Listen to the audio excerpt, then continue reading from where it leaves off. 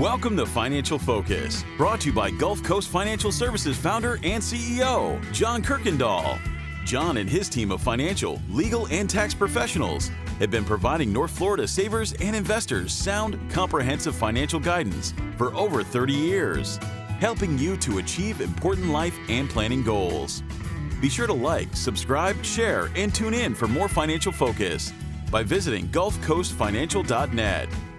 And welcome into the program. This is Financial Focus, brought to you by the best of the best in financial services, as named by the readers of the Lake City Reporter, 8 years and running, and celebrating their 30th year, helping North Central Florida savers and investors proactively plan for our financial futures. He is John Kuykendall, founder and CEO of GulfCoast Financial Services, here to provide a dose of common sense to this complex financial world. John, we need it. With the market volatility we have seen as late, a lot of savers and investors are understandably concerned. Well, that's right, Peter. You know, we've had a period of great returns and a lot of up and very little down. And so now we're going through this market cycle where we're actually have hit the recession level, 25% off on the NASDAQ. And so naturally people are concerned because the market does go up, but the market also comes down. And a lot of people don't really understand that, Peter. You know, since 1926 to 2021, that's 96 years. Now, if we look at that 96 years, 71 of those years have been positive. So that's 74%, not bad. And 25, of course, are negative. Now, the years that we had a greater than a 20% return were 36 years. So I don't think people understand the history of the market. The market goes down, but it comes back up. So it's a matter of time. And that's something we'll talk about on the next show when we talk about sequence of returns. But, you know, this is something that the market does. Now, only 6 years have been greater than 20% down. So while the market does have negative years, normally the market doesn't have large number of negative years. We don't go into that bear market that often. But, you know, we're in one now, and people are concerned. People are wondering what to do. And so if we look at the S&P 500, for the past 96 years, the average is 10.5%. It's a fantastic tool to help us to grow our money. One of the best tools to grow at a rate above inflation has historically proven to be the stock market and investment in the stock market. However, John, we can't invest in the market with an absence of knowledge and forethought of the volatility that from time to time we do experience. And I think that is where we are so unsettled when we do experience bear markets, volatility, and market downturns, is that we tend to have this perception of, I am taking risk in order to get more growth. But risk is not always indicative of more growth. And in fact, risk is the possibility of losses that are incurred from time to time. That's right. And, you know, with market risk, there's no way that we can diversify our portfolio to take care of that. I mean, if you look at the market now, everything is down. Bonds, stocks, everything, value stocks, growth stocks, all the different categories, all the different sectors, except for one possibility, which is energy, which is really very volatile right now. All the sectors are down. So there's no way that we can diversify and say that we're going to have a 50-50 portfolio and we're going to go into bonds and we're going to be able to continue our growth. We have to realize that there's no way to diversify from this. But, you know, I think this year, if we look at 2022, it's a good example of what causes the market to have negative returns. You know, the market risk is considered to be political, terrorism attacks, inflation, political turmoil, changes in interest rates, all those things we're seeing this year. We're seeing a change in interest rates. Interest rates are going up. We've seen what I would call a terrorist attack when Russia invaded the Ukraine, and that created a global economic situation because of the oil reserves. So if we look at that, there's no way that we can diversify from it. There's no way that, Peter, that we can be ready for it. We have to just be set up with that income plan that we talk about all the time, so that we know that no matter what happens in the market, I've got enough permanent income coming in that it's going to take care of my basic needs, and my portfolio is going to take care of inflation and the extra things that I need during a downturn. But I don't need to be taking all of my income out of my growth portfolio during a downturn. It's funny you mentioned those reasons, John. I did not hear because consumers are not buying and shopping, nor because companies are not profitable. So this is a little bit of a different downturn economic situation than what we may consider to be the typical market environment during downturns. Well, if we look at the past downturns, it was created by a particular sector. 2008 was because of the real estate. 2000 was because of the mortgage derivatives. So if we look in past history, those things were caused by things that were created by man. This was more created by things that we don't control and we don't see happening. We knew that in 2008, the real estate market was getting hot. We didn't know at the start of this year that Russia was going to invade Ukraine. We didn't know that the Fed was going to have to raise interest rates because of the inflation. We knew that interest rates had been kept down too long, but we didn't realize that we were going to see the type of inflation that we've had this year, double-digit inflation. I mean, it only goes back to, I think, 2008 was the last time we had double-digit inflation. So, this is something that we couldn't prepare for. It was something we didn't see. And I say again, that's the reason that we need to have that income plan. If you're close to retirement or if you're in retirement, this is a bad time for you if you don't have an income plan. John, backing up from current conditions, taking a 30,000-foot view of risk, what is risk in the market, and how can it be quantified in a way that we can use as a tool to measure our expectations?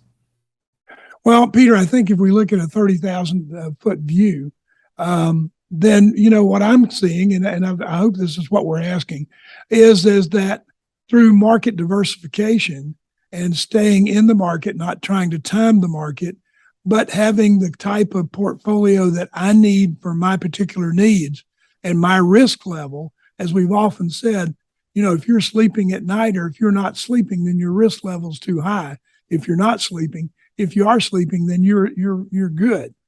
So we need to diversify, but we can't, once we have this, we can't diversify out of it. There's no way that I can save my portfolio from going down other than by going into cash.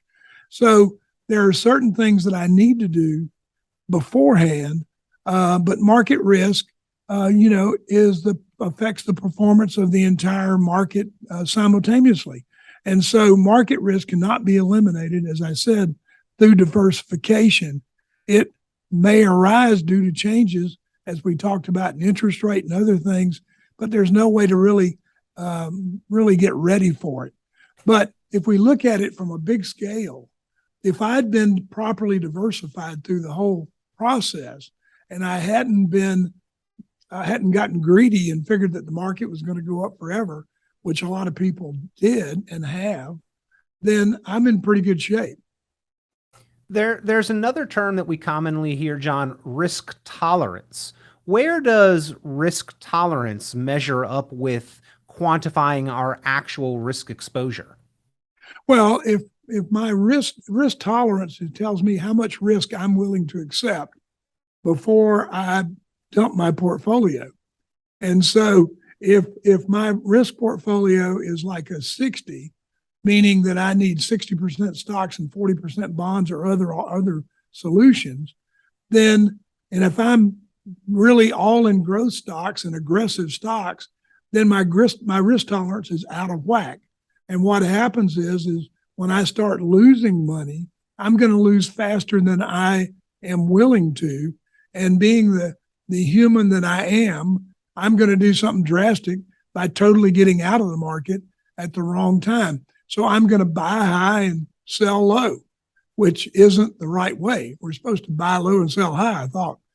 Is there any rule of thumb or general guidelines on how much risk we should be willing to accept? Well, they used to have the old age thing. You subtract your age from 100, and that's the amount of risk in stocks that you should take. So if I'm 20 years old, I can have an 80% stock, 20% bonds or other things in there. But as I get older, I need to be more conservative in my portfolio. I need to be more conservative with how I invest my money, or I need to have someone managing it who's watching it and is going to make the moves for me as the market changes. So it's one of those things that we can't be so aggressive and then put it on the shelf and not watch it, saying that it's going to come back. Because the closer I am to retirement, the less time I have to make it up. It's not exactly a scientific or exact measurement, though, these general terms of conservative, moderate, or aggressive, is it? No, I think it all plays back for me, Peter, to your risk tolerance. If you're willing to take more risk, then you certainly should do it. But what we don't want to see is people doing the yo-yo thing where I'm in and out, in and out, in and out, because my risk tolerance is out of sync. There's no reason why I have to follow that 100 rule. I should be able, based upon my own personal risk tolerance and my education and my background, be able to make decisions that will affect my portfolio. Even though I'm 77, I'm going to have a higher risk tolerance than somebody who's 40 probably, because I understand the market. I've been in the market. I've been doing this now for 50 years. So I understand what we need to do in order to make the thing work. John, is it a reasonable expectation then that our risk exposure in our investment and retirement portfolios actually matches our true and accurate risk tolerance? Well, I don't think it's necessarily that it has to, but I think we have to be close because, like I said, we have to be able to sleep at night. We don't want to be so worried about our portfolio that we can't enjoy retirement or enjoy our families while we're working and saving up for retirement. But I think it's fairly close to say that your risk tolerance is going to be the number that's going to allow you to sleep at night. And whatever that number is, you may have a very low risk tolerance as a young person, and an older person could have a very high risk tolerance, as I said. But I don't think there's a set rule that everybody has to be in the same risk tolerance, or as we age, we have to be in the same risk tolerance. But risk tolerance plays an important role in our market risk. But also, don't forget, now we have the diversification into these alternatives, as I call them, the annuities and the other things, life insurance, so that we can get some diversification out of the market and get it non-correlated to the market. So I think those are some important things that are going to help us increase our risk tolerance as we get older. And at GulfCoast Financial Services, that is part of the service that you provide in reviewing, evaluating, and to find the risk tolerance, to really identify what that risk tolerance is for your clients and make sure that it aligns with their actual risk exposure in their portfolio? Well, that's right. What we want to do, Peter, is make sure that everybody's comfortable. So when we do the income plan, we're looking at taxes, we're looking at Social Security, Medicare, we're looking at their plans, their needs, what their wants are, what they think they need, and then we're looking at a risk tolerance that we're going to be able to provide them. It's going to keep them safety, give them safety during retirement. And then we're going to figure out how we can make all this work to give them the income plan they need. But we have to make sure that we have enough sustainable income to come in every month, every year, so that our risk tolerance we don't have to overreact to our risk tolerance as our portfolio goes down. John, we started the conversation and you sort of gave us a historical perspective of the market and the number of up years and down years, and then how far some of those years have moved. In context with our current market conditions, and again, no one likes losing money, but many previous downturns have sunk below previous high points in the market. Whereas right now, although we are experiencing some challenges and the market has declined relatively, we are still well above the high point before 2007 and the high point before the dot-com bubble. So we've come very far because of this bull market rally, and can't tell the future. But what if we continue to see market volatility? Do we still have a long ways that we could go? Well, we have a ways to go. I don't think it's, the thing you said earlier, consumers are buying. Companies are reporting record earnings. They're still doing well. We still have an employment shortage. Even though the employment numbers are 3%, you'll still see help wanted signs all over. And so I think our economy is good. Our economy is strong. People are still spending. People are still able to keep their heads above water. So I think that this will pass, and this downturn will probably pass quicker than we think. But it is a downturn. It does add volatility. We could end up the end of the year positive. We don't know where we're going. November, December, October, November, December are always our best months in the market. September is the worst. So we have to see where this thing's going. But being in the market has proven, as I said, 74% of the time we're positive. And so while we have a few downturns, we have to stay positive about, if you want to make returns on your money, the stock market is still one of the best ways to do that. But you have to be diversified. You have to have a risk tolerance that you're able to live with. I think most investors do understand that there is risk associated with investing, yet most of us are not comfortable when we see significant or prolonged losses. And there are ways to accurately gauge your risk tolerance, ladies and gentlemen, and then make sure that that is reflected within your portfolio, even provide forward progress without some of the typical market risk. And GulfCoast Financial Services sets up plans to help meet those expectations and acceptance for the level of risk and volatility that you are comfortable with. More important now than ever, they do offer that financially focused review and written retirement income plan. If you would like to take advantage, pick up the phone, give a call. If you are at all worried about the market volatility that we have seen thus far this year and the impact and effect that it's had on your portfolio or retirement accounts. Another reason why you should give a call for this complimentary opportunity to sit down, meet with the team, review and evaluate your current risk exposure, risk tolerance,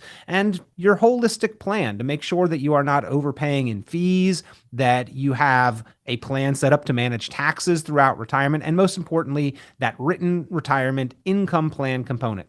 386-755-9018 is the number to call. That's 386-755-9018, 386-755-9018. You can also go online, GulfCoastFinancial.net, GulfCoastFinancial.net. Great conversation today, John, about something that's been on all of our minds, the risk that we are taking with our money, with our investments, our life savings in the market. We need to get a better understanding of that, I think, in order to feel comfortable and confident moving forward. Well, that's true, Peter. And while I said that the S&P 500 has averaged 10.5%, don't forget that the average investor has made less than 3% in the market. So it's important that you get advice out there. If you're listening, get with your broker, get with your advisor, or come see us. It'll make a difference. It's been proven that we can do better with an advisor, a coach, than we can do without one. Studies have shown that over 3/4 of millionaires work with a financial professional, and that results in the market through investing are improved by that relationship. So pick up the phone, give a call to John Kuykendall, the team from GulfCoast Financial Services, 386-755-9018, 386-755-9018. John, always a pleasure. We appreciate the conversation. Thank you, Peter. Have a good week.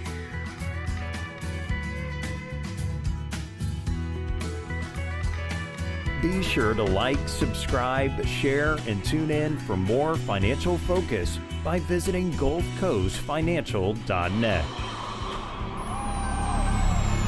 The information presented on this program is provided for informational purposes only, without warranty of accuracy, completeness, or suitability for a particular purpose. This program is not intended to be and does not constitute financial, investment, legal, or tax advice. This information is general in nature and not specific enough to be construed as advice. You should not make any decision based on the information presented on this program without independent consultation with an appropriately licensed professional or competent advisor. Investment in securities or the market involves a potential risk for loss of principal. Trading, therefore, may not be suitable for all listeners. Annuity guarantees are based solely on the financial strength and claims-paying ability of the issuing company. Withdrawals of growth from annuities may be taxable as ordinary income in the year it is taken. Individuals should review contracts for specific details of the product's features and costs. Early withdrawals may subject the owner to penalties, fees, or taxes. John Kuykendall is registered with and securities are offered through Kovac Securities, Inc., member FINRA SIPC, found online at www.kovacsecurities.com. Advisory services are offered through GulfCoast Financial Services, Inc., a registered investment advisor in Florida. GulfCoast Financial Services, Inc. is not affiliated with Kovac Securities, Inc. or Kovac Advisors, Inc. Past performance is not indicative of future results. All investing involves risk. Investment decisions should be based on your own goals, time horizon, and tolerance for risk. Due to various factors, including changing market conditions and/or applicable laws, the content may no longer be reflective of current opinions or positions.